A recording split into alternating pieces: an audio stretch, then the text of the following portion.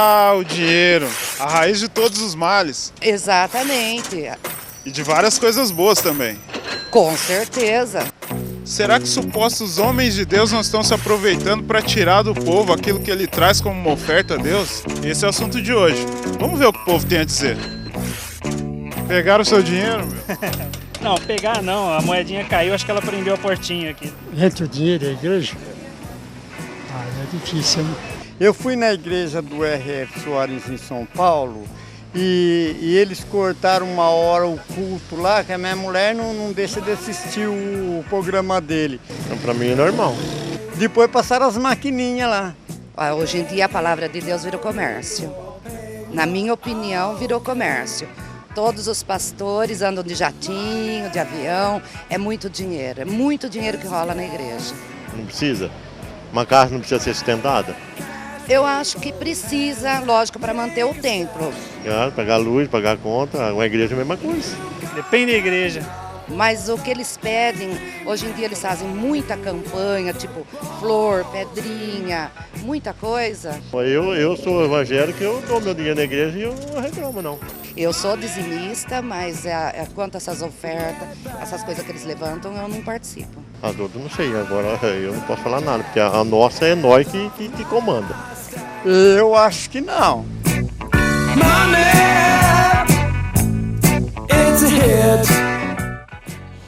Olá, hoje a gente vai falar um pouquinho sobre dinheiro e como nós lidamos com ele. Será que a Bíblia nos fala sobre isso? Será que ela nos ensina sobre como nós devemos lidar não só com o dinheiro, mas com relação à utilização do dinheiro nas coisas de Deus, no reino de Deus, aquilo que é chamado de dízimos e ofertas e contribuições?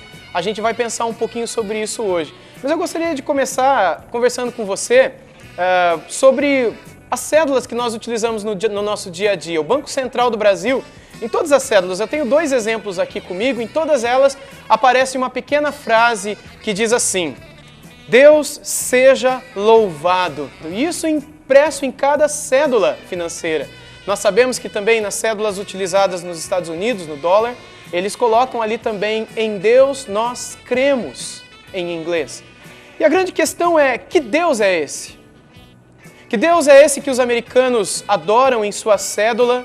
Que Deus é esse que o Banco Central do Brasil imprime nas cédulas que nós utilizamos no dia a dia, dizendo Deus seja louvado? Pois bem, na Bíblia Jesus Cristo disse que nós podemos adorar 2 deuses, ou 2 senhores, mas que nós não podemos ficar com os 2 ao mesmo tempo. Nós não podemos ter 2 senhores ou 2 deuses, ou nós podemos adorar ao Deus da Bíblia ou as riquezas, e ele usa a palavra mamon ali, que era uma divindade antiga relacionada à prosperidade e às riquezas. Que Deus nós servimos? Que Deus nós adoramos? Será que nós temos seguido esse Deus aqui? Será que nós temos feito do dinheiro a nossa vida? Há muitas pessoas que fazem do dinheiro a sua vida.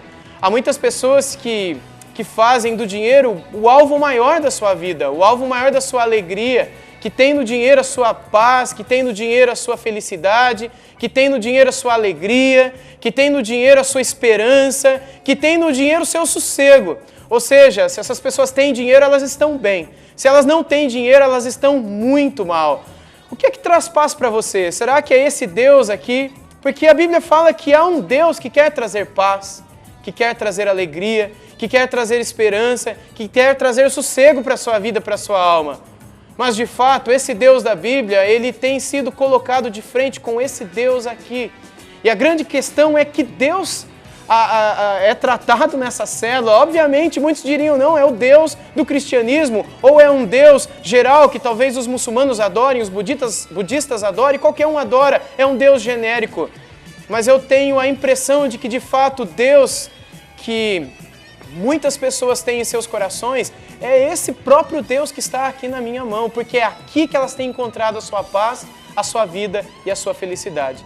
E a Bíblia nos ensina que Deus deseja substituir essas riquezas.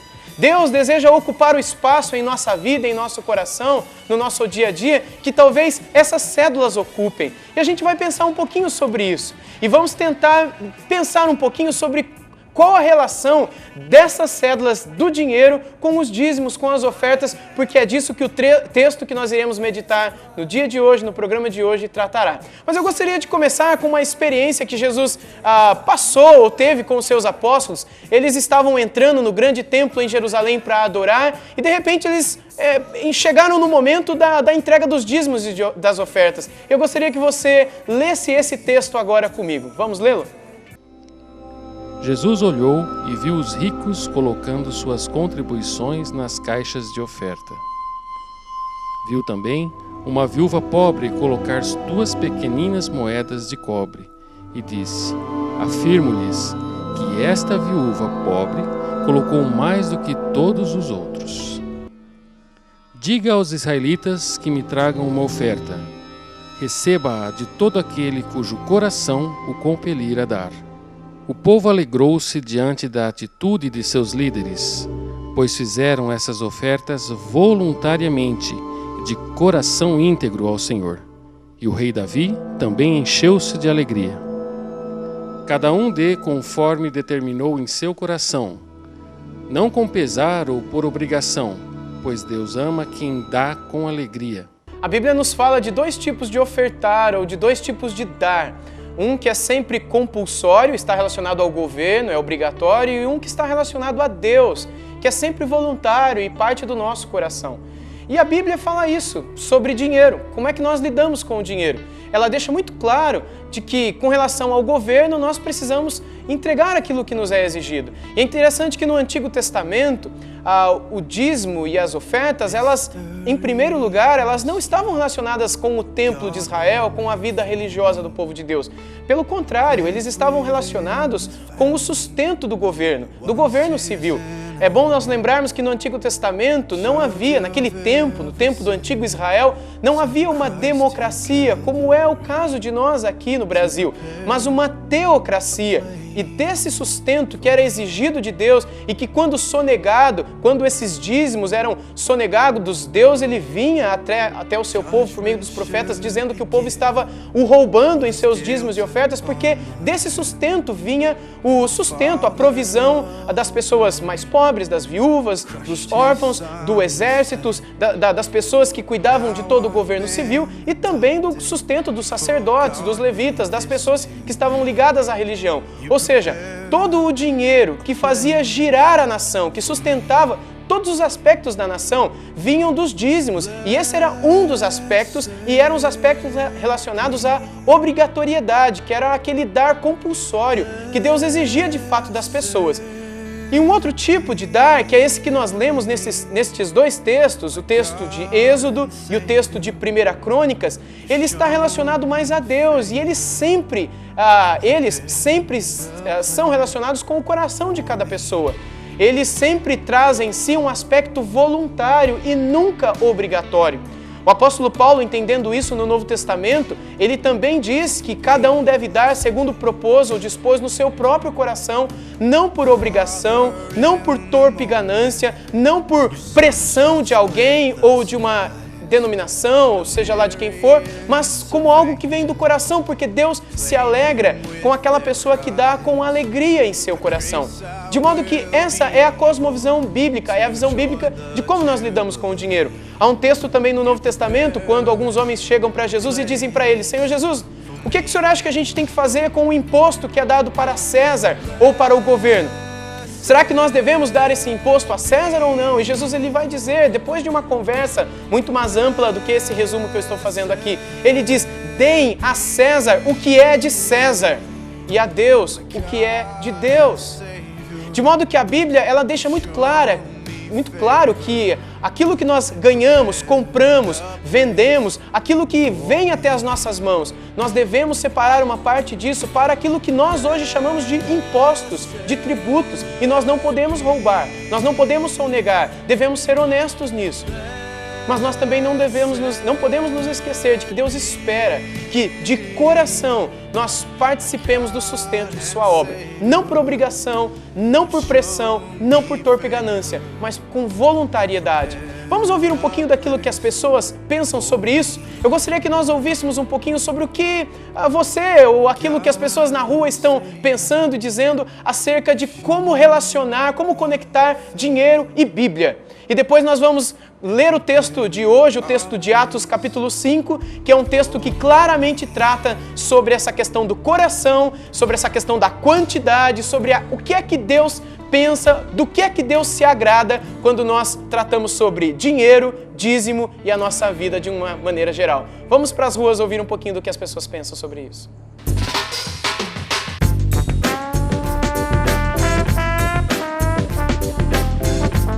Eu acho que tem que ter um dízimo que a gente tem que pagar para ajudar o templo e tal, tem que ter. Olha, depende da igreja também. Porque é Deus que dá pra gente, não é? A gente tem que voltar um pouco desse dinheiro, sim. Porque como é que vai ficar uma igreja limpa, uma igreja... Quem vai pagar a luz, quem vai pagar a água? Parceiro, dando uma pergunta difícil, hein? Muito complicado falar sobre dinheiro, né? Principalmente a partir de igreja. Hoje em dia a gente vê muitas igrejas aí, não só a católica, também tem muitas igrejas evangélicas e tudo gira em torno do dinheiro. Tem algumas igrejas que pressionam muito, que as pessoas entrem em dívidas e tal, mas eu acho que a pessoa tem que dividir, né? Um homem chamado Ananias, com Safira, sua mulher, também vendeu uma propriedade. Ele reteve parte do dinheiro para si, sabendo disso também sua mulher, e o restante levou e colocou aos pés dos apóstolos. Então perguntou Pedro: Ananias, como você permitiu que Satanás enchesse o seu coração ao ponto de você mentir ao Espírito Santo e guardar para si uma parte do dinheiro que recebeu pela propriedade? Ela não lhe pertencia?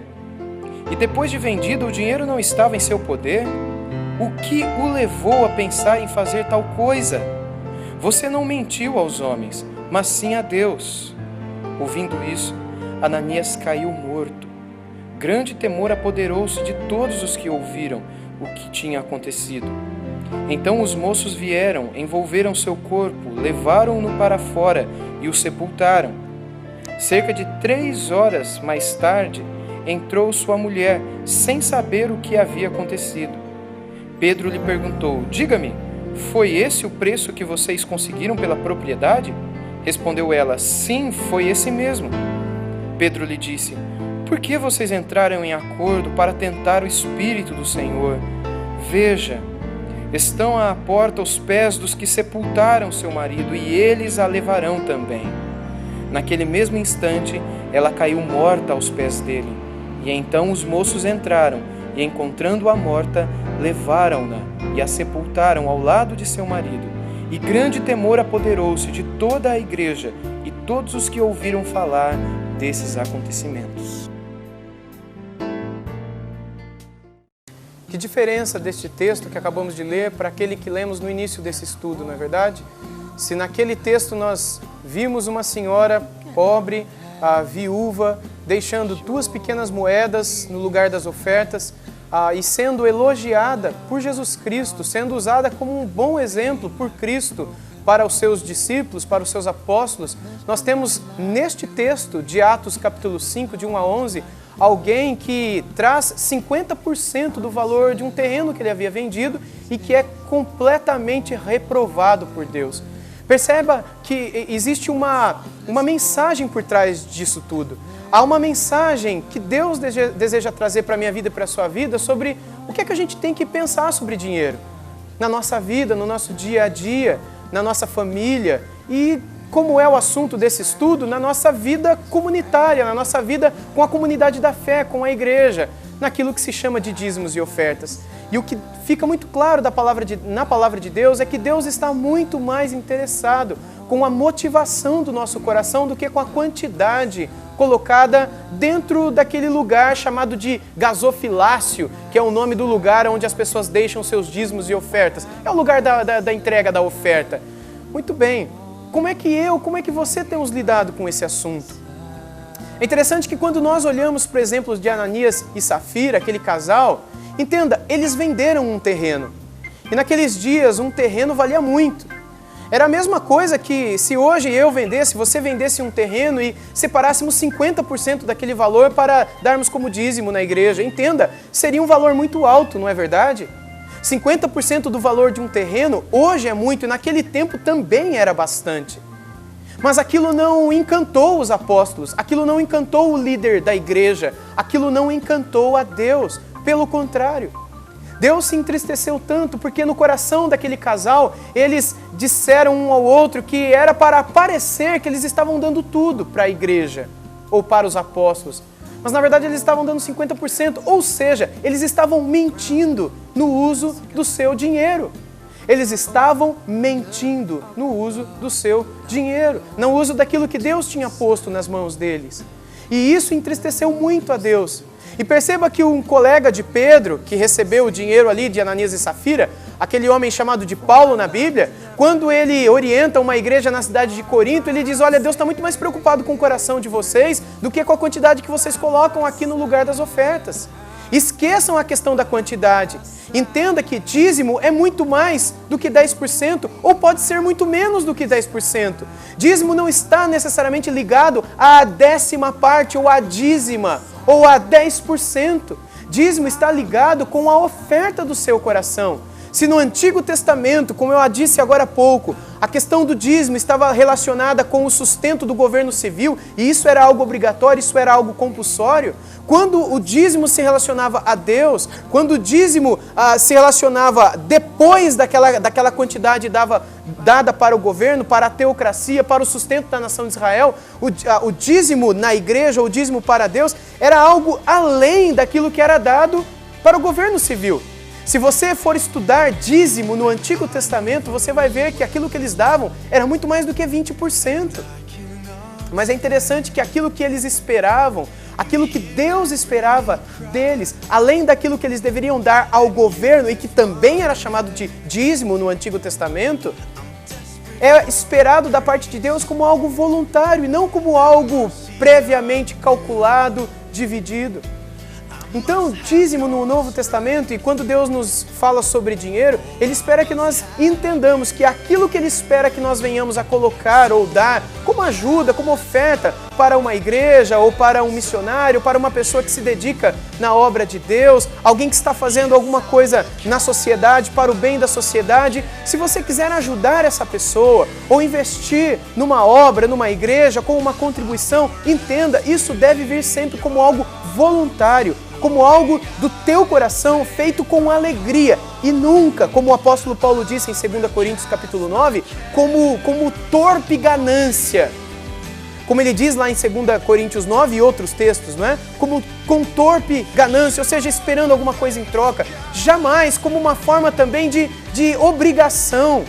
Porque eu tenho que dar, e eu vou lá e tenho que dar porque eu estou em falta com Deus. Nunca dê por obrigação, nunca dê por pressão também.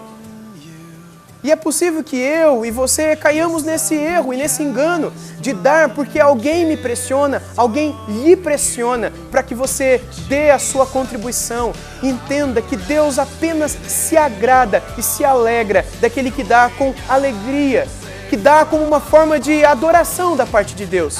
E é isso que Deus esperava de Ananias e Safira. E foi por isso que Deus os matou, como nós lemos no texto agora há pouco. Isso foi, obviamente, um evento único, sobrenatural, que aconteceu naqueles dias, e isso não tem se repetido. E eu espero e imagino que isso não vai se repetir na sua vida se você vier a mentir contra Deus. Mas entenda, nesse texto Deus está deixando claro que Ele fica muito triste comigo e com você quando nós não utilizamos os recursos que Ele tem colocado em nossas mãos do jeito que o agrada. E é isso que o texto diz. Eu gostaria que nós ouvíssemos um pouco mais daquilo que as pessoas têm pensado e dito acerca da relação entre dízimos, dinheiro e Bíblia. Vamos ouvir? É complicado falar. Hoje tudo é dinheiro. Hoje para você dar um conforto melhor para sua família, você precisa de dinheiro. Para um padre poder conversar direito com a igreja, ele tem que ter dinheiro para poder manter. Então, dinheiro é um assunto complicado. Reformaram aquela lá onde era o Gonçalves Céus. Vê o patrimônio do cara. Vai em Bauru, você vê uma igreja evangélica que você fica bobo, até estacionamento tem. só vê o tamanho do patrimônio que não é só uma igreja, você pode ver todas, mas você vê o patrimônio da pessoa, você já sabe o quanto que se ele leva ou não. A doação total requerida dos israelitas no Antigo Testamento não era apenas 10%, mas ultrapassava seguramente mais do que 20%. E todo esse dinheiro era usado para manter a nação em funcionamento. E toda doação dada à parte daquela requerida para manter a nação em funcionamento era algo esperado da parte de Deus como voluntário, como algo do coração das pessoas e não que deveria ser dado por obrigação ou de uma forma compulsória, como aquele dinheiro que era utilizado para o sustento da nação. E era isso que Deus esperava de Ananias e Safira. Aquele dinheiro que eles estavam entregando para o apóstolo Pedro não era um dinheiro que seria utilizado para o sustento da nação de Israel. Era algo que deveria ser voluntário, algo feito com alegria, algo feito com bom coração, com boa motivação, cientes do que eles estavam fazendo investindo em algo que eles acreditavam. Mas eles não fizeram assim, eles fizeram com uma motivação errada em seus corações. E por isso Deus deu a eles o fim que eles tiveram e sofreram a consequência triste que eles sofreram. Ou seja, o que é que Deus espera de mim, o que é que Deus espera de você e o que é que Deus não espera? Eu entendo que Deus não espera de nós aquilo que Ananias e Safira fizeram. Deus espera que nós não mintamos com relação àquilo que estamos fazendo. Deus espera que nós não sejamos egoístas na utilização do nosso dinheiro. Deus espera que aquilo que Ele tem colocado na nossa mão, nós saibamos utilizar com sabedoria e com altruísmo e com amor e, enfim, dispostos a ajudar as pessoas. E não retendo tudo ou gastando tudo. Deus espera que eu e você pensemos em nossa família. Deus espera que, se você tem filhos ou tem pais, que você pense nos teus filhos, que você pense nos seus pais, que você pense em sua esposa, que você pense no teu próximo, que talvez esteja precisando da tua ajuda. Que você entenda também que, se você quiser contribuir com a obra de Deus e ofertar a obra do Senhor Deus, ou com alguém que está ajudando e servindo, entenda que você deve fazer isso também com alegria e de acordo com algo que você propôs no teu coração, e não por obrigação, não por torpe ganância e não por pressão, como o apóstolo Paulo diz em 2 Coríntios capítulo 9. Então Deus não espera que nós venhamos a ofertar dessas maneiras. Mas Deus espera sim, de mim e de você, que nós saibamos utilizar com sabedoria aquilo que Ele tem colocado em nossas mãos. Não gastando de modo irresponsável, não gastando apenas pensando em nós mesmos, mas que nós possamos buscar orientação em Deus. Você já fez isso em sua vida?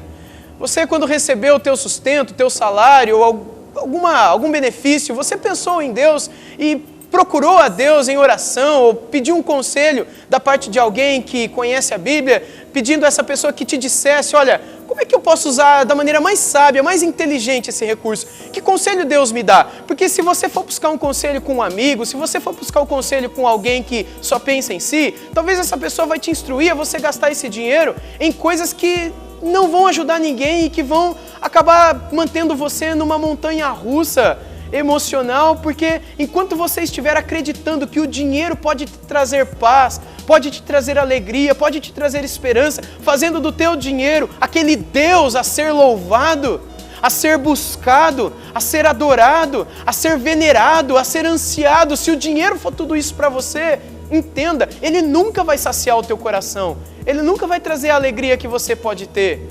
Ainda que todo mundo esteja dizendo, olha, o dinheiro não traz alegria nenhuma, você talvez seja aquela pessoa que um dia chegou para um líder de uma igreja e disse, olha pastor, eu sei que o dinheiro não traz alegria, mas eu queria ter só um pouquinho para eu poder ter certeza que o dinheiro não traz alegria.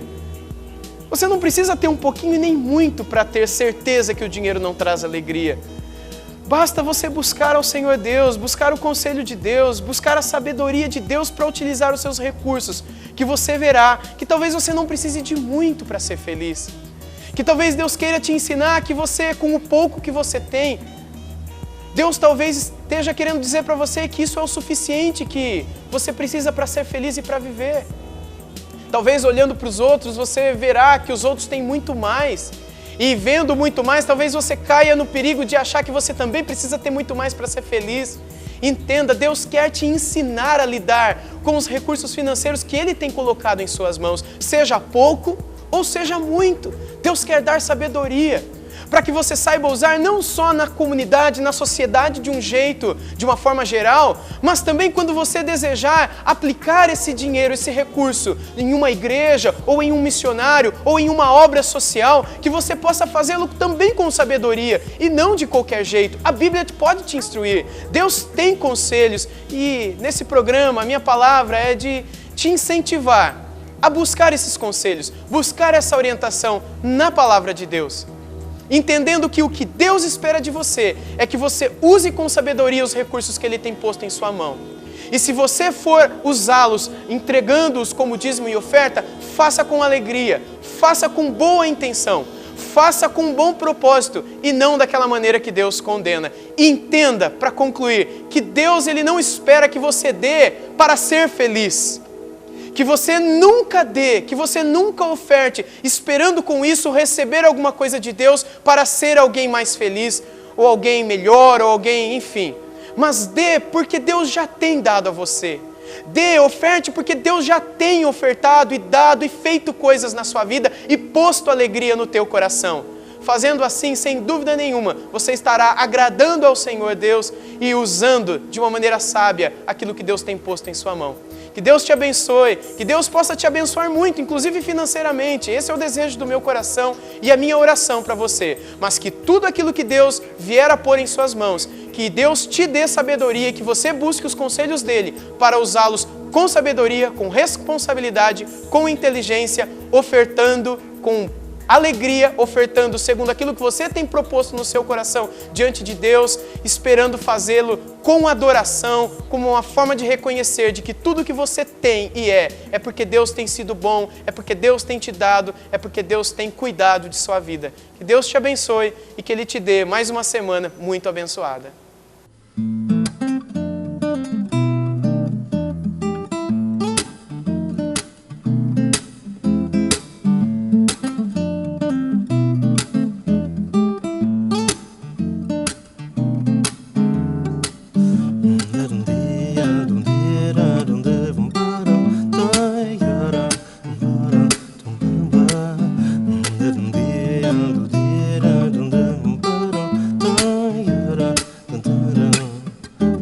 Nascem as fontes da vida e os loucos duvidam de Deus, onde negros se tornam os dias e os homens se acham mais seus.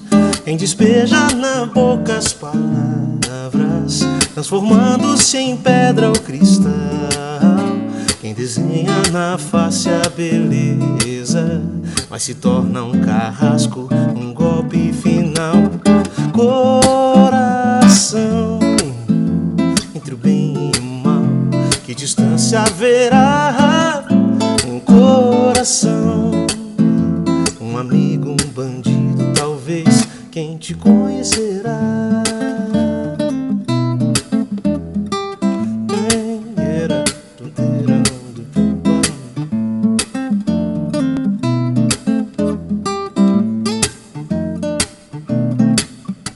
Onde o ódio encontra raízes e o amor se mistura à paixão, onde a vida nos traz cicatrizes e o desprezo se faz solidão.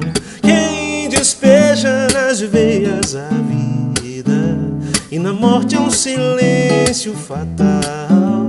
Quem conhece a verdade da história, a cruel testemunha num lance final. Coração, entre o bem e o mal, que distância haverá? Um coração, um amigo, um bandido, talvez quem te conhecerá. Coração, entre o bem e o mal, que distância haverá? Um coração, um amigo, um bandido, talvez quem te conhecerá, quem te conhecerá, quem te conhecerá, quem te conhecerá, quem será?